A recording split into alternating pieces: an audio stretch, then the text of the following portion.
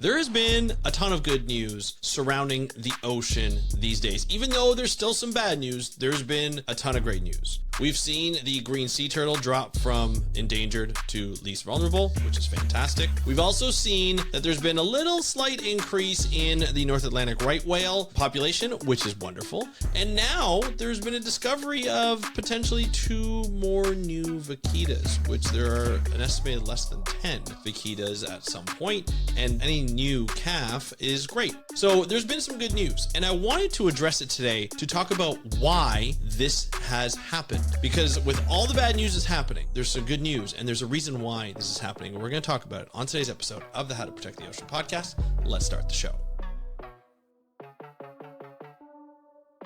Hey everybody, welcome back to another exciting episode of the How to Protect the Ocean podcast. I'm your host, Andrew Lewin, and this is the podcast where you find out what's happening with the ocean, how you can speak up for the ocean, and what you can do to live for a better ocean by taking action. And today is a good day because I'm going to explain to you why there has been some good news in 3 separate occasions of ocean stuff that's happening. There's been increase in the green sea turtle population, which is degraded them from endangered species to least endangered or least vulnerable, which is great. We've also seen a slight increase in the population of the North Atlantic right whale, which shows not necessarily an increase in population, but we know that it's not a decrease in population, which is the first time in a number of years that's happened. And we actually have witnesses of a calf, a vaquita calf, that hasn't been seen in a long time. Like, we haven't seen a calf in such a long time. The estimated population was under 10. Doesn't necessarily mean that this population is going to increase beyond being extinct. Still has a long way to go, but we've seen some good news.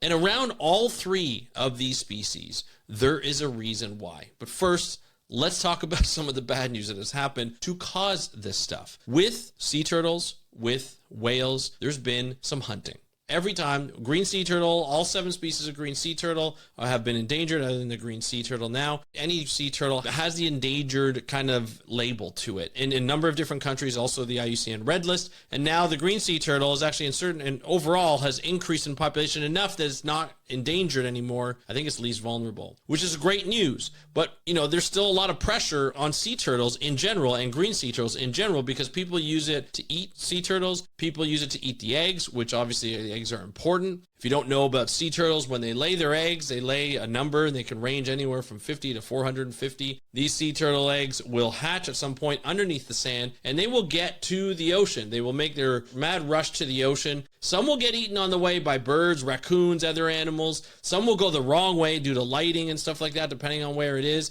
And then some will make it to the ocean. And out of that clutch of eggs, usually about 1 or 2 will make it to adulthood. The odds are not in their favor to get there. And there's a lot of animals that will die along the way, for 1 or 2 animals per clutch to get actually to adulthood. The odds are already against them. Now you have a lot of human factors like digging up the eggs, eating all the eggs, or going in and hunting them, or hitting them by their boats, or getting entangled in fishing gear and so forth. Makes for a very difficult situation for these sea turtles around the world. Now, with northern right whales, they were hunted to extinction. There used to be 20 to 30,000 before we started hunting them for their blubber, for energy matters and oil. And once that stopped, you started to see an increase. And then, of course, we started to see a decrease in the last 10 years, 15 years. If you don't know the details, you can go to the episode. I'll link it in the show notes, or I'll link it to this video, and you can go check that out. But it's starting to slowly come back again. We started to see a decrease, and it started to slowly come back, and there's a reason for it, and we'll talk about it. And the vaquita, a lot of people are still doubting the fact that we can get it back to what it is. The big thing around the vaquita is the totoaba. The totoaba is a fish that is highly sought after for its swim bladder. It has apparent medicinal properties, which hasn't necessarily been proven in any medical journal at all, or any medical research. And so that gets sent off to China. Now, unfortunately, throughout this whole process, organized crime got involved. There's a lot of money in it, and so they catch and sell a lot of totoaba. Now, the totoaba, the way they catch it, they use gill nets. They catch a lot of them, but when the gill nets are set, these vaquita, these little porpoises, get caught in the gill nets.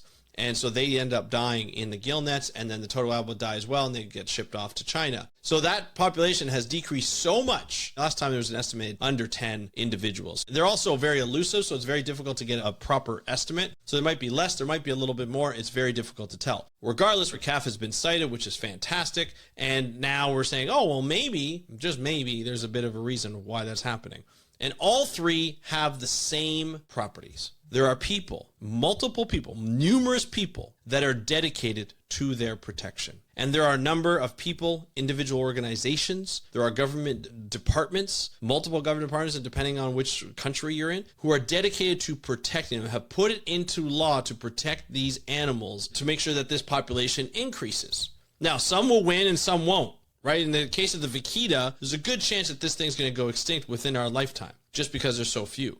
However, the fact that there are so many of these projects going on around the world, some are small, some are large, some are just kind of in the middle. It is happening where we are seeing these projects, these policies help in conservation. This is huge. And this means that it works if we come together or if we do things individually and we work to take our little sections of our world and say, hey, I can do the best I can for this species, for this habitat, for this coastline, for this natural area. I can do something good. As a collective, we can do something good. The IUCN Red List that has all these species, including the green sea turtle, can't protect everything in every country. Every country where these green sea turtles are found has to have their own policies and laws, have to have their own organizations that will do the work to protect them.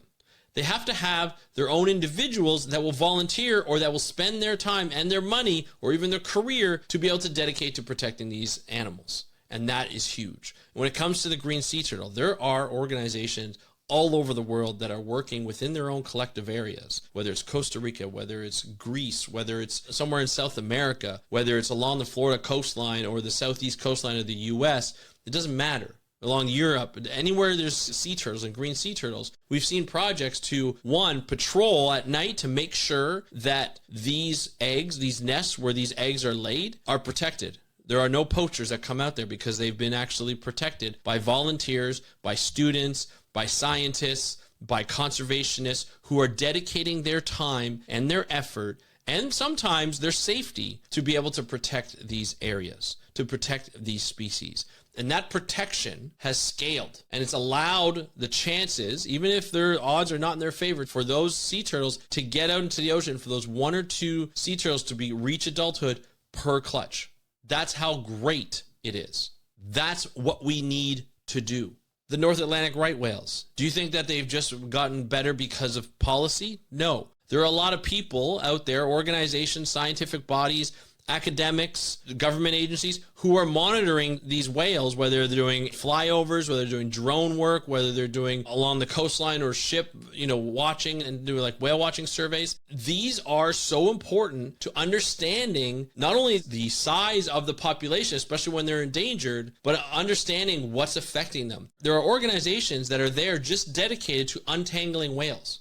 Do you know how hard it is to untangle whales? It's actually quite dangerous to untangle a whale while it's swimming at its speed, which is usually faster than you want it to be, and people trying to untangle. People have actually passed away because of it. It is tragic, but they have spent their time to make sure that these animals are protected as best as possible. And this is why it's so important, whether you're a scientist, whether you're a conservationist, whether you're somebody who just wants to help, is to support these projects. There are people who volunteer to help bring awareness for the Vaquita. There are people who volunteer down in Mexico to go into the villages and convince the villagers who are out there fishing, who are trying to feed their families, to find alternatives to using gillnets, because gillnets are banned in the area, but they use them anyway. And that's what kills the Vaquita and the totoaba, which is also endangered. And they try and work their way and work within the community, work within the village to be like, hey, we don't want you just to stop and not make money. We want you to be understandable and to be like, hey, you know what? We want you to not only stop fishing for these and start using these gear, but we want you to be profitable. We want you to help. And they're doing whatever they can to help and work with the fishing villages that need their money to feed their families, to have their kids go to school and be happy. It's not an easy thing to do. This is not something that is easily done. And this is to save a porpoise that could go extinct anyway, but they're fighting as much as they can, tooth and nail, just to get the species up by one individual at a time. That's the important thing. This is what makes conservation so great, is there are people who are so passionate. And you don't have to be a scientist. You don't have to know much about the ocean. You just have to be dedicated to protecting nature and have a passion for it. And people are out there doing the work, whether it's on the front lines, on the ocean, on the coastlines, or if it's in the workshops, in the hotel conference rooms, making sure that policies are going forward that will protect these species and continue to protect these species. Because I don't know if you've ever watched, but there are some governments that are in power these days that are stripping those protections away. It happens a lot. It doesn't matter what party you're from. If they want something specific, they will strip those powers away, those protections away that people work so hard to be put in place, including government officials, elected government officials that want to protect these areas. We've seen it in the US, we've seen it in Canada, we've seen it all over the world. And it's something that we have to protect. And there are people out there who are protesting, who are lobbying, who are speaking to the right people and saying, hey, you know what? We need to protect these animals. And so when people come to me and they say, hey, Andrew, how do I protect sea turtles? How do I protect seagrass habitats? How do I protect seabirds? Or how do I protect sharks? Or how do I protect coral reef? Or whatever I like to protect, whatever you're interested in, a kelp forest, is that you look up these organizations and you say, hey, I want to support you. I want to donate to this organization. There are individuals who are on Patreon who do a fantastic work to educate not only individuals, but educate villages, educate people who are going to take over and monitor, like on small island communities that don't have the capabilities to learn how to use specific technologies. These are the people you can support individually. You can support studies that help scientists understand the environment more. You can go on experiment.com or patreon.com. Experiment.com, you can actually fund studies. These are the things that you can look out for that you may not have a direct effect, but you might be supporting somebody, a student, a vet in the industry, like a scientist or a conservationist or a policymaker or a lobbyist or somebody who's in charge of an organization or works for an organization. You can be supporting them like $20 a month or a $60 one-time donation. You can do that and you can say, I'm helping support this organization. Then you can share whatever comes out of that organization. Whether they're sharing studies or they're sharing call to action, you can share that online. And you can feel like you're a part of something because what you do, whether you're watching this episode or you're listening to this episode, what you do is important. And you may not see it right away. You may not see it 6 months from now. You may not see it tomorrow. You may not see it a year from now. You may not see it 10 years from now. You may not even see it within your lifetime, but supporting these projects, supporting the people who are working to do this stuff, these organizations will help forward conservation. There are so many people who are on the front lines and working in stranding networks to ensure that if we see a marine mammal stranded, they're the first ones out there. They have protocols. They've been trained to do certain things. They've been trained to put them back out or float them or doing whatever you can for marine mammals to get them out there, to understand what's happening to these animals as they wash up, whether it's something that we should be concerned about, whether it's something that, just they're old and they ended up passing away, whether they're entangled and how to get rid of them, entanglement, get the ropes off and the lines off. These are all things that people do, and you can support those organizations through a donation. And it's so good. It makes you feel so good, trust me, from somebody who does it. Like just these bracelets here that I have. This is from Follow, F-A-H-L-O. It's an app that I found that somebody told me about, and you can help tag an animal. And so what they do is that through these bracelets, as they sell, this is a for-profit company, they sell these bracelets, a portion goes to the organization that is tagging animals. So if you want to protect a dolphin, a shark, a whale shark, a penguin, a polar bear, you want to do land animals like gorillas, sloths even, they do a lot. And they show you the animal that you're sponsoring to put a satellite tag on. These are all important to conservation. And they're small, and they may not feel as if they are going to be big, but they are big.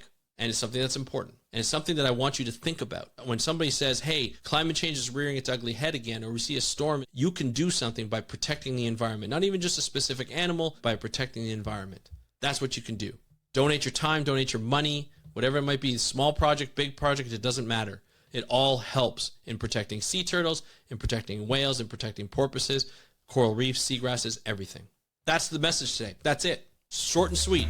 I'd love to hear your thoughts on what you work to protect. Let me know in the comments below if you're watching this on YouTube. If you are listening to this on your favorite podcast app, let me know by DMing me at How to Protect the Ocean. Or you can go to speakupforblue.com/contact. Fill out the form. It goes right to my email. I'd love to hear what you're doing or what you want to do to protect the ocean. And if you have information, let me know. I want to thank you so much for joining me on this episode of the How to Protect the Ocean podcast. I'm your host, Andrew Lewin from the True North Strong and Free. Have a great day. We'll talk to you next time, and happy conservation.